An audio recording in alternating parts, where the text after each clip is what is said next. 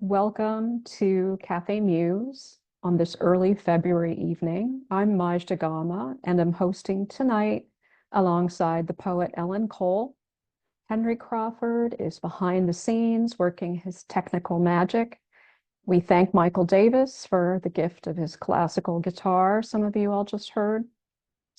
We have a fantastic program of poetry for you tonight with the powerhouse pairing of featured poets Joan Kwon and Cynthia Marie Hoffman. I'll introduce Joan, yes, and Ellen will introduce Cynthia. If time allows, we'll have a short Q&A at the end of the program. So feel free to the audience to ask some questions, drop them in our chat, and we may get to them later on. We encourage you to buy our featured authors' books tonight and to donate to Café Muse to support our literary programs. The links for buying books and for donating will be in our online chat. As you've noticed, audience members have been muted. This helps prevent feedback problems for our readers and ensures uninterrupted programming. During the reading, please use the chat to comment, show your appreciation. Finger snaps are acceptable. Our program is scheduled for 1 hour. I hope you can join us for our next Café Muse reading on Monday, March 3rd, which will be a hybrid program at the Writers Center in Bethesda, Maryland, and also online. Our featured poets for March are Natalie Anderson, Amanda Shaw, and Emily Tujinska. Now it's my pleasure to introduce our first poet of the night, Joan Kwon. I've admired and learned from Joan's poems for many years. She is a diasporic poet who carries her many worlds into the finely crafted narratives of her poetry. Joan's latest book bears the haunting title, Daughter of Three Gone Kingdoms, and it is a book of hauntings. Joan's ghosts inhabit many forms, such as hunger and loss, and the book is threaded through with mesmerizing poems titled Her Folkloric Ghosts of Korean Buddhism. It is also a book of ancient heritage and present absence, migration and language.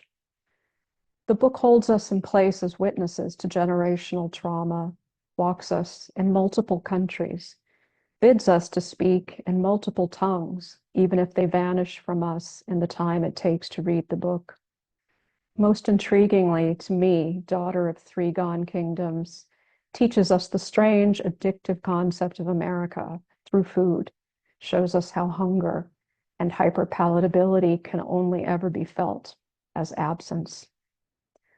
Joan Kwon is the mixed-race Korean diasporic author of Daughter of Three Gone Kingdoms, winner of the 2024 Perugia Press Poetry Prize, and Night Swim, winner of the 2022 Diode Editions Book Award, as well as the chapbooks How to Make Pancakes for a Dead Boy and If Rust Can Grow on the Moon.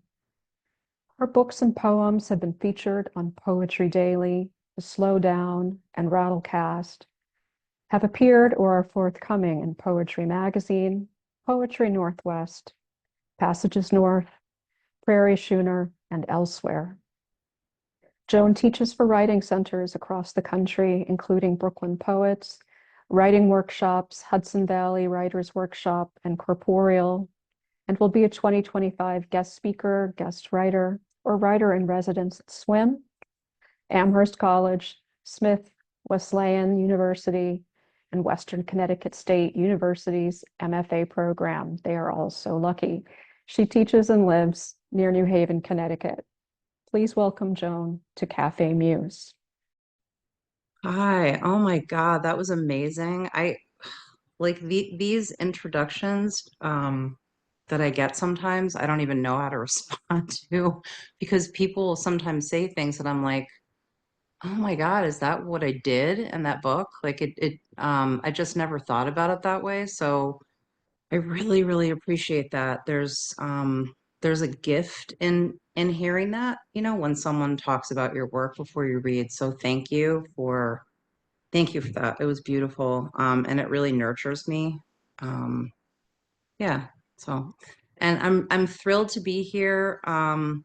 I wanted to start just by saying that I've been reading about and thinking a lot about the concept of mutual aid right now and what that can mean.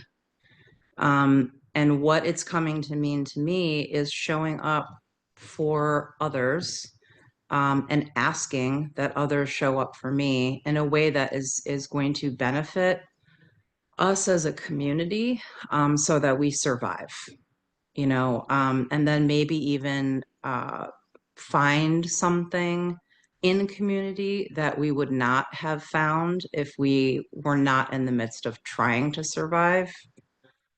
So I just want to thank you for showing up for me, maybe without even understanding that that's what I've been thinking about and reading about, because I need it at this time in my life, and I'm sure that a lot of you do also. So thank you for being here. I usually don't choose what poems that I'm going to read before a reading, but I did spend some time doing that tonight because I really wanted to focus on that concept, of being in community through difficult things, and like uh, what what that means when you're trying to get through a really dark period in history, which I consider this to be, and will be for a while. So I tried to choose some poems from three of my books that, kind of speak to that. The first one I'm going to read is from Daughter of Three Gone Kingdoms. And my amazing editor and friend, Becky Olander, is here, who actually is the one that she gave me this list of like 35 alternate titles for this book, which it was amazing. And this was one of them. And we were both like, that's the one. Like so this book had a different title to start with. But I'm going to start with a poem called Taking My Daughter Out for Smoothies. And I'm going to share this poem for personal reasons. I now have two daughters, and this poem for me is resonating in a different way for that reason. So I wrote this when my daughter was 13 or 14. And now I'm going through something else with my other daughter. So here's Taking My Daughter Out for Smoothies. 1. On our way to get smoothies, we pass the beach where small hordes of adolescents in bathing suits climb atop the side rails, raise their arms in surrender, and drop one by one into the Long Island Sound. They emerge grinning, slick and satisfied as sailboats stand tall nearby. When I first see them, my instinct is to stop the car, keep them from jumping. Lately, no one is safe. 2. When we get to the smoothie shop, the drive-through line is 12 cars long. While we wait, you play a song called Righteous by Juice WRLD. When I ask, who is this? You roll your eyes. In response, I smile with pursed lips, the same way my mother did when I came home from my fancy New England college, too confident and aggravated that she did not know what I knew. I realized suddenly what she did not say. Oh, daughter, there's so much more than this that I don't know. 3. As I listen to the song, I wince, knowing that lately you've been in pain too and probably identify with the lyrics. The singer's voice soothes and emboldens me, and I try to think of something clever or moving or brilliant to say, something that dispels the nightmare I imagine, that you will not find this world worthy of you one day. I always take you for smoothies, for smoothie runs at dusk, choosing the busiest time of day, hoping for long lines, for traffic, for anything to keep you close to me a little bit longer. 4. You take your smoothie without looking up from your phone. As we wait to turn at the intersection, I could reach across the seat and touch your hand. I could tell you that pain is temporary, that there is a future version of you who will rescue you, that you have to stay alive to meet her. But what 14-year-old girl believes that her mother has answers to any of her questions? 5. I turn on my blinker at the intersection. Outside the car, the world around us quivers with heat, exhausted, as though our mere existence tests its limits.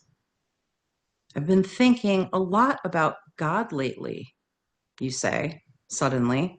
Like, when I pray, how do I even know if he's listening? I nod my head, look left and right, wait for a sign that it's safe to keep going.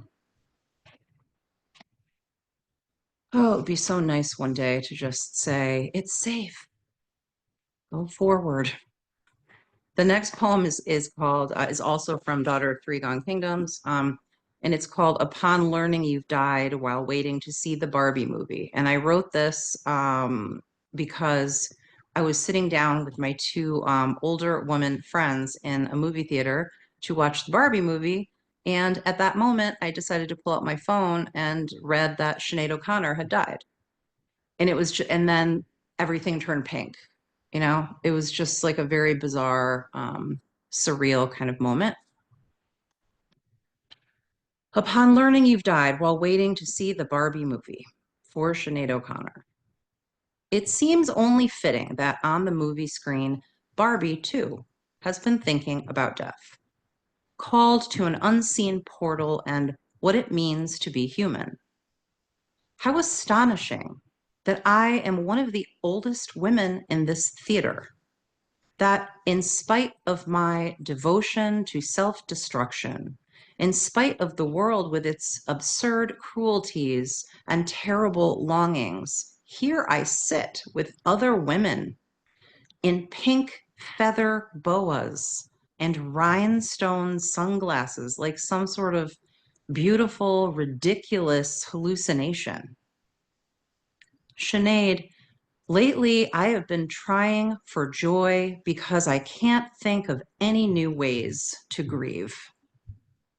Tonight, I will practice touching the surfaces of heavy things and letting them go.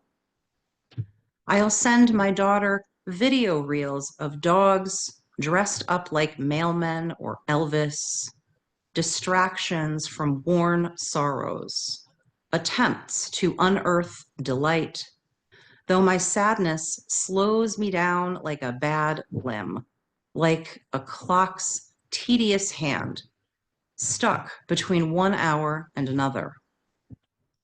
When my daughter was 5, she buried Barbies in our backyard and told me they'd died. One summer morning, before she woke, I knelt over the soil, pulled one of them out by her hair, and held her in front of me, squinting hard into her unseeing eyes. And in the too bright morning light, I willed her back to life. Minutes passed before I noticed that my neighbor watering her garden had seen me and turned away. Sinead, I know, we can only bear so much. I chose that poem because I find myself right now having a really hard time facing things that are happening. Like I just want to turn away because I can't process it. You know, I'm having trouble processing it. But then because I'm a historian, I also know that that's what we do. You know, that's what people do historically is that they turn away because something is too much to process. And so there's this like walking the line between trying to survive and making room for joy, but also not turning away from what's happening in the world.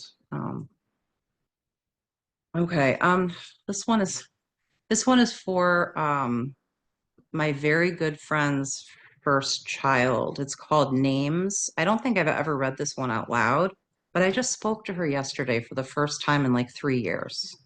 And she's also going through something like all of us seem to be right now. So this is about the desire to give your child a new start, to kind of leave history behind and give them a name that belongs only to them. So this is called Names, and it's for Charlie. Today, my friends had their first child. During the pregnancy, I teased them, suggesting that they name her after me. July 14th is her birth date, Bastille Day, day of revolution and new beginnings. This is good, I say aloud, to no one in particular. My nephew, Frankie, was born on the 17th of September, 2005, in Boston. His Germanic name means free man.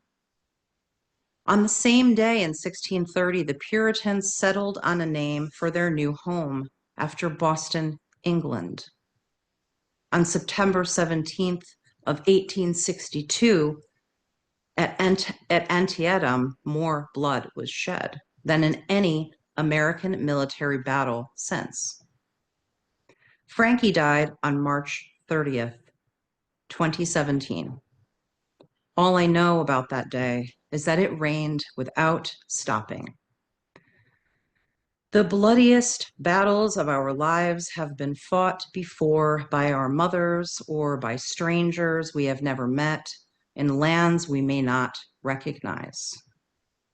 The names of towns where we raise our children first belonged to others across an ocean on land that for one reason or another ceased to be home.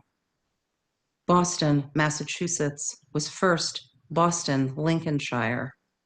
Birmingham, Michigan, the town where I first started asking too many questions and where my father fixed cars beside his father, was first Birmingham, England. When my father left us, he wrote, I was going to kill my dad or myself.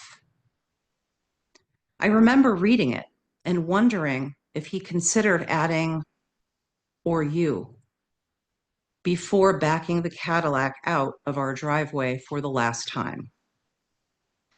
My friends tell me that they came up with a name for their daughter that will belong only to her. Can that ever really be true? I close my eyes and whisper her name the way I used to say my prayers in the dark. Today, in history, a child took her first breath. She opened her eyes. There's nothing else. So this is, that was from Night Swim, out with Diode Editions. It came out in 2022. And I'm going to read one poem, I think, from my book, If Rust Can Grow on the Moon, which is entirely a book about addiction and recovery. I recently celebrated 10 years clean with the support of a 12-step fellowship. And I have an epigraph in here, which is by Kava Akbar, and it's from his poem, Stop Me If You've Heard This One Before. And I just want to read it because I feel like it's really relevant right now. Sometimes you have to march all the way to Galilee, or the literal foot of God himself, before you realize you've already passed the place where you were supposed to die. I can no longer remember the being afraid, only that it came to an end.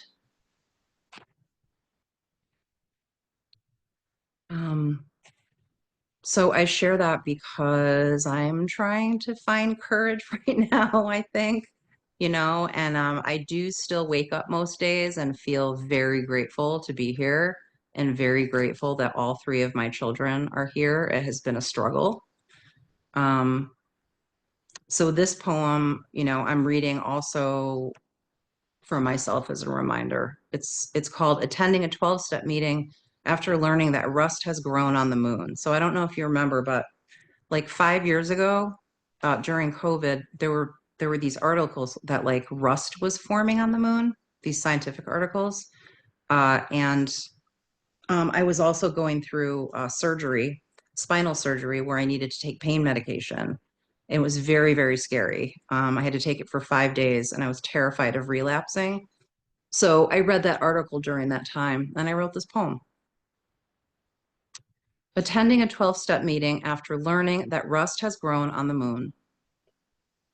If rust can grow on the moon's surface 240,000 miles away from oxygen, if solar wind can traverse that vacuum, confounding scientists, turning red the crust of such a scarred and lonesome celestial body, maybe I am capable of more than I think. Maybe everything I need for alchemy is already here in my core and cells and in this room where other addicts sit alive against all odds, styrofoam cups in our hands filled with bad coffee, steam rising like nebula. If you examine your own hands closely and in good light, you will see that the sheath of you, the webbed tools you were born with, resemble the surface of a planet. Their fragile ropes braided with moon dust across a strange landscape of prayer. Every small object, even you, is unknown. Did you know it's impossible to see Earth from even the closest star? As our craters turn red, stay close to me. God is a vague notion that anything is possible. So many stars hang blindly in the universe, holding on until they no longer can. Thank you all for listening. Thank you for showing up for poetry and for each other and for me tonight.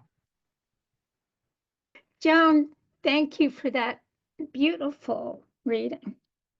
Your poems are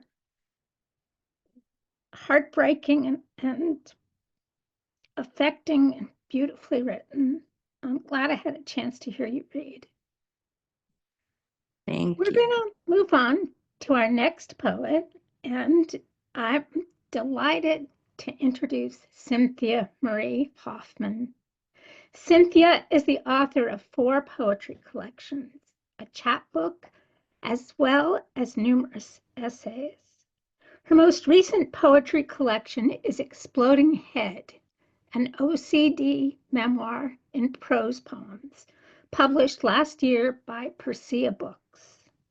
Also published by Persea, her other poetry books are Call Me When You Want to Talk About Tombstones, Paper Doll Fetus, Sightseer, and a chapbook, Her Human Costume, published by Goldline Press. Her poems have been published widely, including in The Believer, Diode, Image, the Missouri Review, Electric Literature, the Los Angeles Review, and many others. She's also a prolific writer of essays, exploring in prose her OCD, the craft of poetry, book reviews, and writing about gun violence. Her essays have been published in The Sun, Time Magazine, Lit Hub, and elsewhere. Cynthia is the recipient of a Diane Middlebrook Fellowship in Poetry from the Wisconsin Institute for Creative Writing, an Individual Artist Fellowship from the Wisconsin Arts Board, and a Director's Guest Fellowship at the Civitella Ranieri Center of Italy. And I hope you got to go to Italy for that. Exploding Head is a remarkable memoir that tells the story of the author's obsessive compulsive disorder, a telling where you ride the interior monologue of the speaker who experienced the world as a quagmire of danger, imminent disintegration. Only rituals of counting, words, finding shapes and faces make life bearable. These poems are delivered in a voice that is both dreamy and desperate, beautiful and strange, all contained in the rigid, right justified rectangles of the prose poems. Reviewer Imogene Osborne says, Hoffman makes viscerally real a world in which the threat of violence is both inescapable and self-perpetuating. The result is a restless gem whose power lies in its ability to render anxiety on the page. The poems are written in language that is urgent and lyric, with images both imaginative and quirky, fragile and stark. In her poem titled Touched, Cynthia writes about experiencing overwhelming dread, a vision of reality that is composed of symbols and visions of death. At night, you tighten the sheet so you can't be unwrapped from its camouflage of flowers and leaves. If the descending ceiling is still there tomorrow, snapping the necks of trees with its leaden hand, how will you go on? Soon there will be no difference between underground and above ground. Birds bomb through the air like the skulls of galloping horses. I know you would rather hear Cynthia read these powerful poems than me, so I'm going to stop and turn the mic over to her, the wonderfully creative, accomplished, and poignant poet, Cynthia Marie Hoffman. Thank you. Thank you, Ellen, for that beautiful introduction. I hope my poems can live up to that tonight as I read from my book. And thank you, Joan, for that beautiful reading and your comments to kick the evening off with on a note of community. I'm really feeling that tonight and appreciating everyone's attendance to spend some time together with poetry tonight. And thank you, of course, to Café Muse and the WordWorks. So I am going to read from my fourth collection, which is Exploding Head. It's as Ellen described, a collection of prose poems. Essentially, they look like paragraphs on the page. And I consider it a memoir of my lifelong journey with obsessive compulsive disorder. I'm going to start with a poem that just introduces me as a child. I ended up, after writing a bunch of poems, in terms of thinking about themes, car accidents, gun violence, etc. Eventually, I realized that the collection just needed to be in chronological order and that there was a natural healing that occurred over the span of living a life in secret with OCD and learning eventually to speak my truth. So this is a childhood poem called You Get a Thought in Your Head. You sit on the stoop, staring at your hand. A prickly fat hedgehog waddles along the fence. The space between your thumb and your middle finger is a zero, and the sound is swish. But the sharp snap in your sister's palm is a twig breaking. Why can't you make that sound? You get a thought in your head. Your sister runs in the dappled yard in her shorts, cracking shafts of sunlight open with her thumbs. The concrete stings your legs. You get a thought in your head, and it's carving a hollow in your chest. In the afternoon, your mother takes you across the street to the neighbor's yard where you pick a raspberry from the trellis, the quiet hall of leaves. In your palm, a pinkish, bulbous heart, a deeply scooped out emptiness. Sweet, sweet fruit. The only one who ever told you you were stupid was you.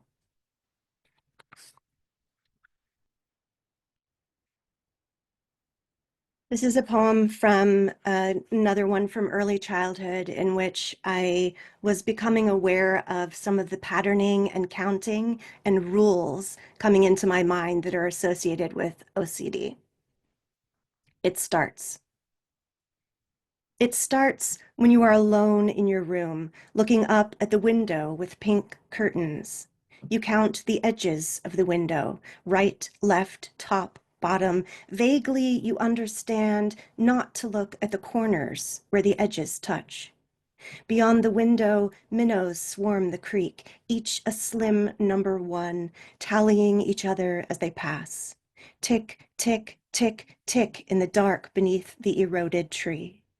The curtains are covered with constellations of glow-in-the-dark stars because you are not allowed to stick them on the ceiling.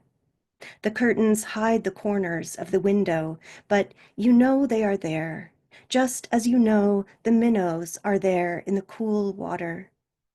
Everything is all right. The pattern of your counting makes a 4. When the light goes out, the stars illuminate 2 paths converging toward the heavens.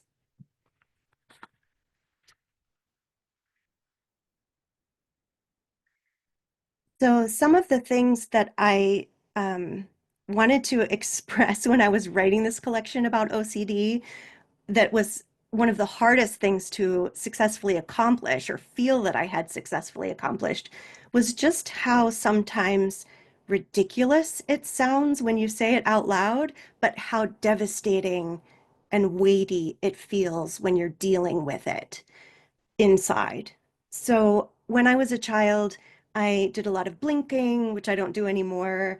And I also used to draw stars on people's faces, which is essentially covered it went like across up to the eyes, down to the mouth. So it was like an upside down star.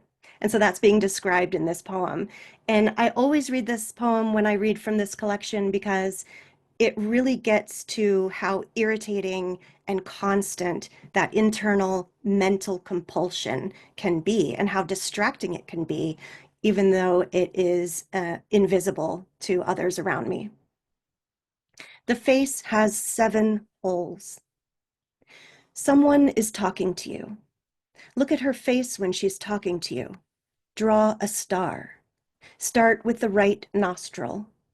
Draw a line to the left ear, up to the right eye, down to the mouth, left eye, right ear, left nostril. The face has 7 holes. Blink on it.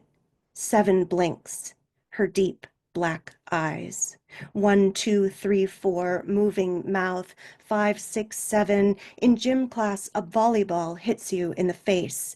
Your eyes swells. Is that why you're blinking so much? Someone says. She leans her face in.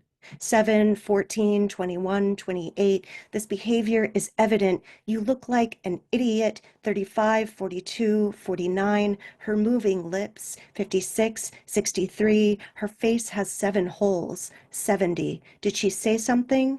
Draw a star. Blink on it.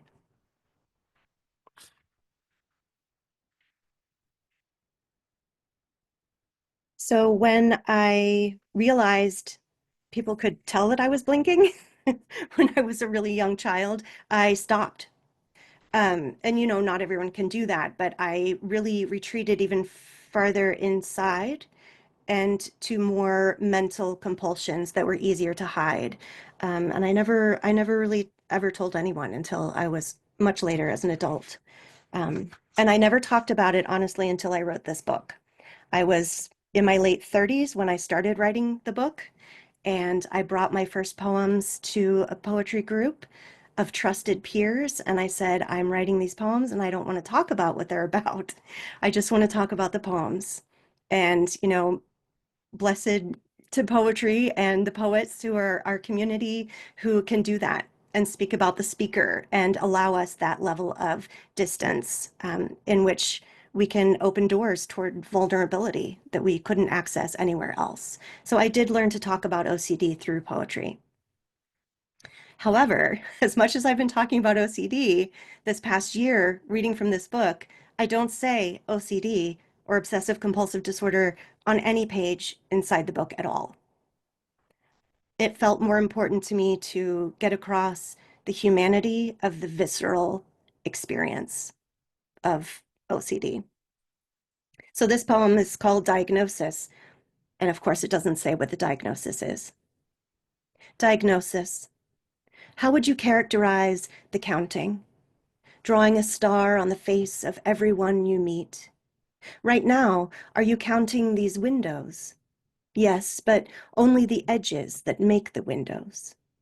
What is the thing you are most afraid of? Dying. The star peels from your face and floats through the window.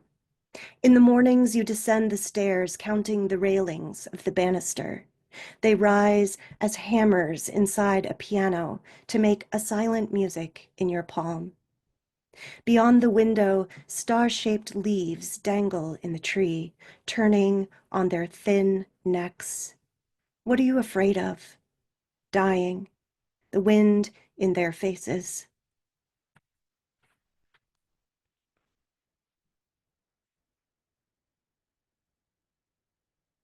A lot of the poems talk about fears.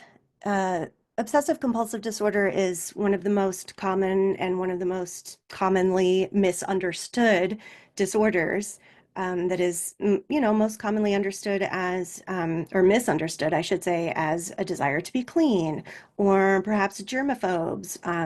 One of the most common symptoms, which for those who have it can be very devastating, is hand washing. But that's not all OCD is. And there are so many varied experiences of OCD. One of the things I also wanted to get clear in my collection was the simultaneity of the reality of the world and the OCD reality that you're simultaneously dealing with as you move through the world. I've written a little bit about gun violence, and there's some gun violence poems in this collection as well. You with the getting shot. It is a crisp autumn day when you get shot walking by the parking lot on your way to the lake. An arm goes up, a gun blows a hard kiss. You continue down the path, stepping around the acorns. You already got shot twice this morning. Always you with the getting shot. You need to just let it pass. The lake goes on dragging the heavens this way and that. Your skin grows over the bullet. You sit at the shore with your back to the park pavilion where someone dismounts a bicycle and pulls out a gun. Your body fills like a penny jar with bullets, heavy on the park bench. You watch the clouds getting snarled in rippling water, angels drowning in their tangled skirts. Someone creeps in the trees. Someone's breathing down your back. There are no bones left in your body that aren't a clattering procession of bullets. You just need to rest for a bit by the lake. One after another, the white knots bob toward the shore, but never fully arrive. And even if they did, even if they tumbled gasping at your feet in their gauzy threads, you with your buckshot hands, your mind a shuddering animal hunkered down inside your skull, heaven help you, couldn't do a thing about it.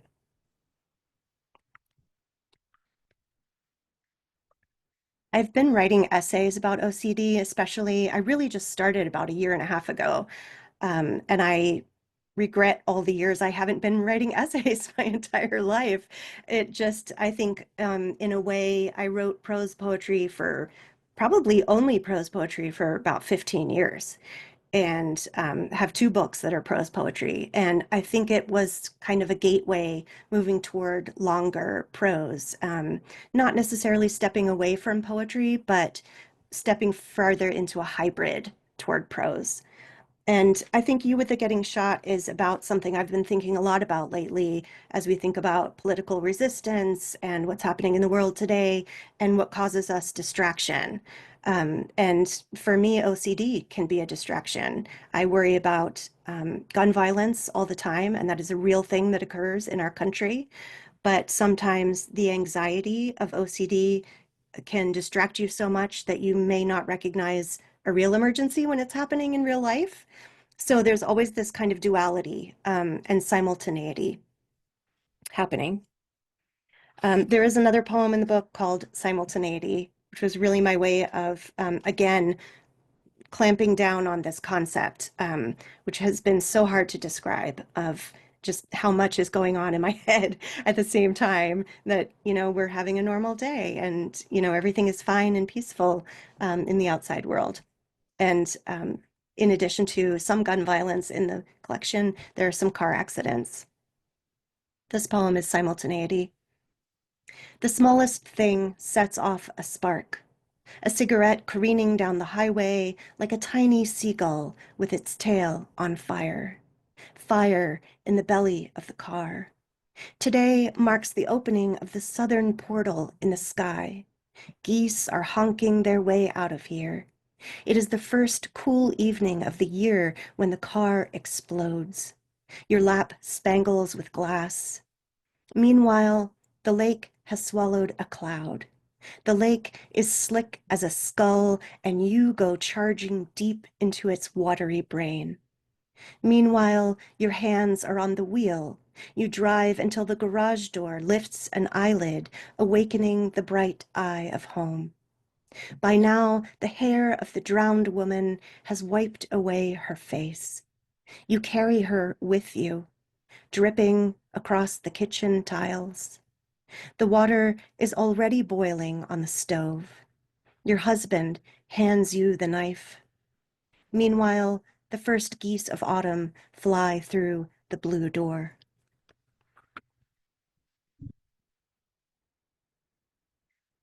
I just want to have read a poem the very first time in my collection you meet the angel, because there is an angel that appears throughout the collection who was a real angel who lived in my room when I was a child at night.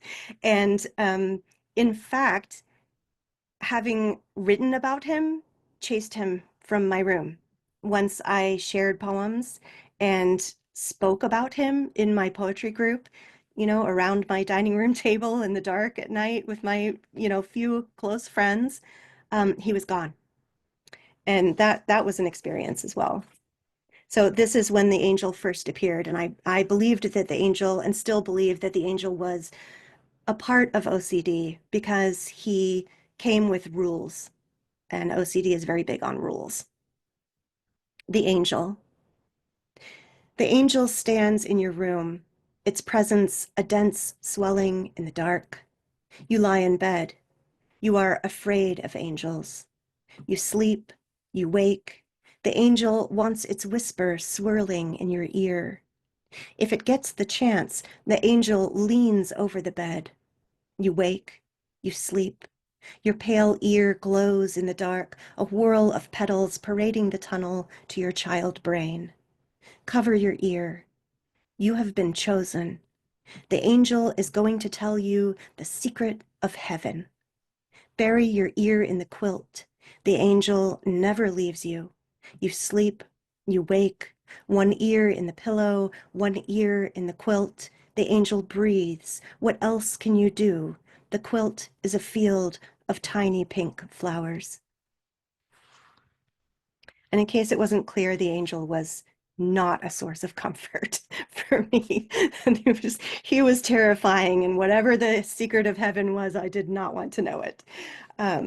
Toward the end of the collection, I do move, as I have naturally in my life, and this is the chronological story of that journey. I have moved toward a self-acceptance and a self-awareness. And although this poem is a little cynical about therapy, it does kind of end on a positive note. And so this will be the last poem that I read tonight. and it's called This Is How to Be Happy. When the blue day is puffed with clouds, you should be happy. Happiness is simple. Wear a rubber band around your wrist, so when you feel the impulse to drive the car head on into another car, snap the band. When it's storming, you should also be happy. Heat lightning draws a serrated knife in the clouds.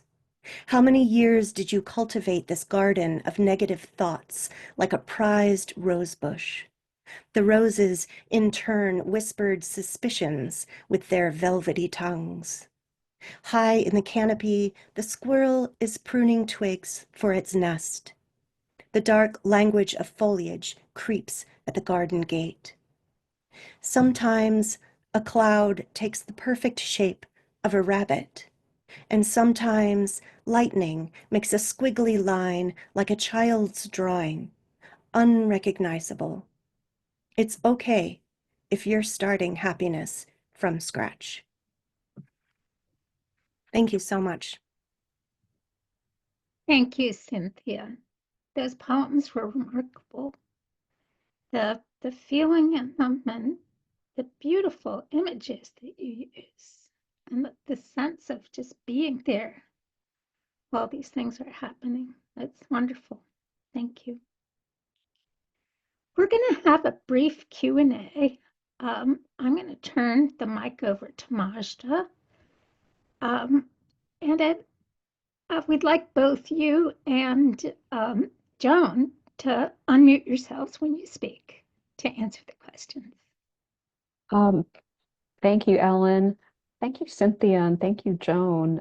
You both spoke about community, and I really debated whether or not I wanted to start off mentioning that. Most of us who host Cafe Muse live in the DC area, and you really feel the intensity of that on days like today. So I really needed to hear your poems and to be here with my people, my Cafe Muse people, who are very dear to me. We all write with each other and show up for each other, and that's keeping me sane too. I mean, just thank you for addressing that very important need. And I would love for the audience to drop some questions into the chat if you have anything, but I'll start off with a question for the both of you. That this concept of simultaneity, you both grapple with that in different ways in the current books. Cynthia with the internal life with OCD, and Joan with dual cultures. So I'm really curious, did you feel that there was a way, like a pressure to make these experiences really accessible for the average American? Because in workshops you get told to be so concise and compressed. And at what point did you realize, your voice was what needed to carry through over craft, if you will? Just expand on that if you can. Thank you. I'm happy to start with that, if that's okay. I don't feel like I have craft, and that voice is what I've got. So we use what we've got, I don't like claim to understand poetry or why certain things happen for me, which is really interesting because I'm a teacher. But I really struggle with that. Like I admire I can identify and admire craft when I'm reading other people, but I literally have no idea what I'm doing most of the time. And I'm almost always focused on voice. And also like the making connections between places, ideas, words, things, images, that maybe other people aren't making connections between that. But I think that's part of like my neurodivergent way of living my life. I was talking to somebody, actually a couple different people this week, about the idea that two things can be true. That like you can have a truth and I can have a truth, and maybe they're both true. Or like maybe I can be experiencing joy and I can also be experiencing rage. And both of those things can be true. I don't have to pick one. And I think I'm more open to that than maybe the average person because there are so many dualities in my life. I'm um, biracial, bilingual. I lived in two different countries. I pass as white very often, and very rarely people see me and think that I'm Korean. And so just struggling with that, like I get to be both, you know. I get to be an American and also hate it here a lot of the time. I get to be a teacher and like love kids, but also they can drive me nuts, you know. All the dualities that like we get to experience life in a multitude of ways, and we get to experience ourselves in a multitude of ways, and that by doing that we make room in poetry for that. So I don't know if that has anything to do with craft, but I learn as I go with craft. Like there's so much that I don't know. Um, and in terms of making things accessible to the average American, like I've never considered that ever. I don't really know how to do that. Um, Maybe subconsciously, but it's not purposeful. Um, there are questions like in Daughter of Three Gone Kingdoms for me, like where should I be using Hanja in the writing, and where should I be using English? Um, and things like that. Like, is the meaning of something clear enough? But in terms of making things accessible, like I'm not very good at thinking that way, I guess. For me, I think that where I settled with the concept of simultaneity was ultimately trusting my voice and trusting that I could bring the reader along on both journeys at the same time, and that they would need to understand, and I could cue it as much as I could using grammar, like, meanwhile, this happens, and then also, that is happening. But the reader, I just had to trust myself, and I had to trust my reader, who was going to come with me and recognize that there were these two things happening, an interior world and an exterior world. And where I struggled the most was making clear that the interior world was just as real, or feels just as real to me, as the external real world. And so I think there's probably very little difference between the way I, like, speaking of craft, the way that I describe or state clearly violent or scary, horrific things that I'm afraid of happening. I state them in the poems as if they are happening, as if they have happened. Because for me, OCD is not a worry like, what if I'm in a car accident? It is a violent flash of detailed, gory vision of the actual thing happening. And so that is something that I have viscerally in my body and my mind experienced. And it was very important for me to take the reader on that journey. And I think it was interesting that Joan brought up truth. And I think that for me, ultimately, finding a way to write about what was going on inside me that I had hidden for so many years and never talked about prior to writing these poems was a way of me to ultimately finding a path toward truth and writing about myself. And I think it's why my previous three poetry collections are really not about me.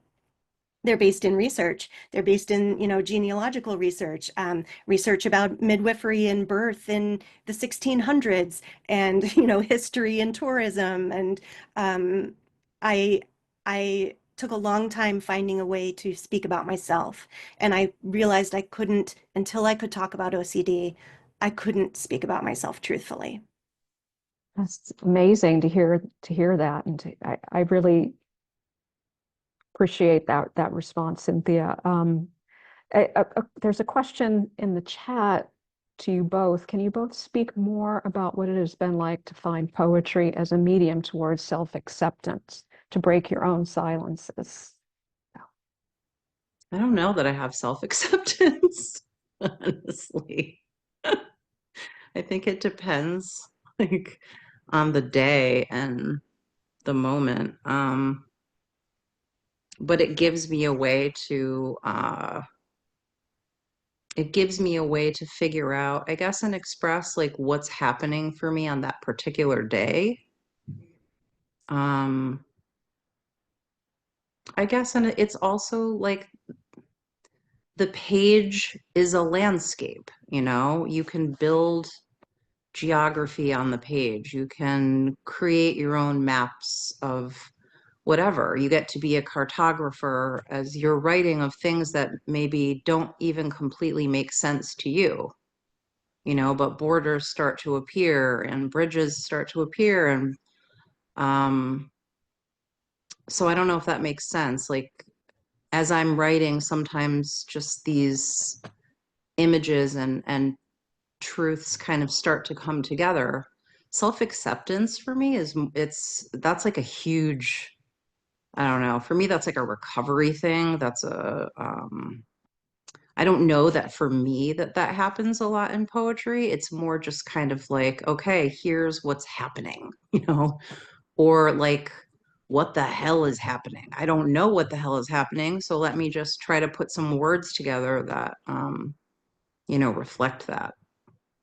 I think I think this question about self-acceptance is so important, and um, when we write poetry, we often are writing about ourselves, even if we're writing from research.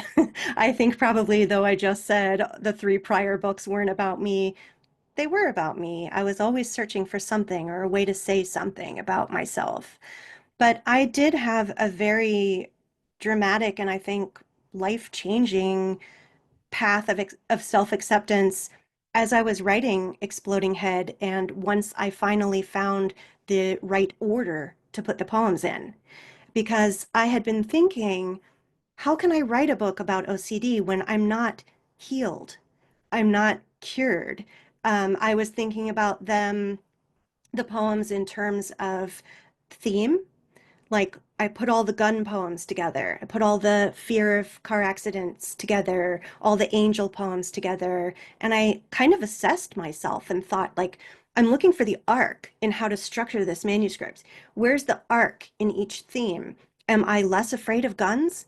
And the answer every time I asked myself was no. And I kept coming to this answer that was very disappointing, that kept saying, I'm not better. I'm not better. Things have not changed or evolved in any way. There's no arc to this manuscript. And therefore, I felt that I was seeking permission through concepts of, had I done enough therapy? Have I healed? Have I cured? Like, I'm not allowed to write about this unless, there's a happy ending, in other words. Um, OCD is a chronic condition. There's really no cure. You can get better. But it wasn't until it finally hit me, I could put the poems simply in chronological order. I did that. I read them, and it was like seeing myself for the first time. The poems I had written about my childhood were very scary, very lonely, very dark. And the poems I had written about myself with OCD as an adult had a self-awareness and acceptance. They naturally talked about all the things that I had learned over the years, tools to manage. And it really just helped me see something that I couldn't see in myself until it was on the page in the order in which I had lived it. And that was really unexpected and powerful. Thank you both for your honest answers. And, yeah, craft is, you know, it is what it is. That's not ultimately, I think, why anyone sits down at the page. It's like, let me think about craft today. So, but it's there. I mean, I like to think of poetry as more of a holistic path, but I'm a little different that way. Ellen, would you like to wrap us up, please? I will, yes. And I want to thank both of you, Cynthia and Joan, for your honesty and transparency, both in the poems and in your answers, and some very wise comments that you made along the way. So thank you.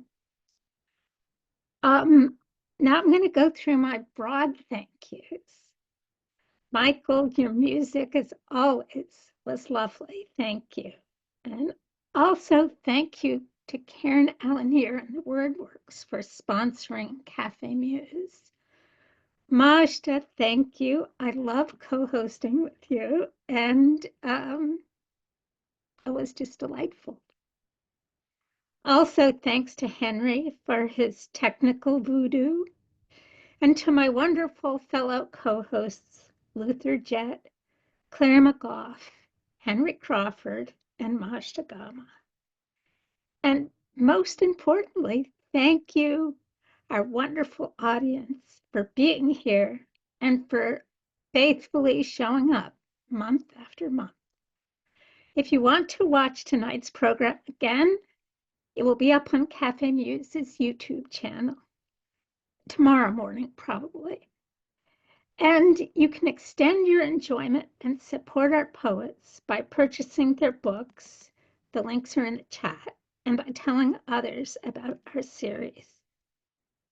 I hope you can join us for the next Café Muse program on Monday, March 3rd at 7 o'clock, live and in person, yay, at the Writers Center in Bethesda. The program will also be broadcast live on Zoom, so if you plan to watch Zoom, be sure to register on our Google site. If you haven't already done so you'll be sure to get the Zoom link. The poets who will be reading next month will be Natalie Anderson, Amanda Shaw, and Emily Tuzinka. I hope you all have snowdrops and crocuses appearing this month. You might, we had them early last year. And that you have a good evening. We'll see you next month.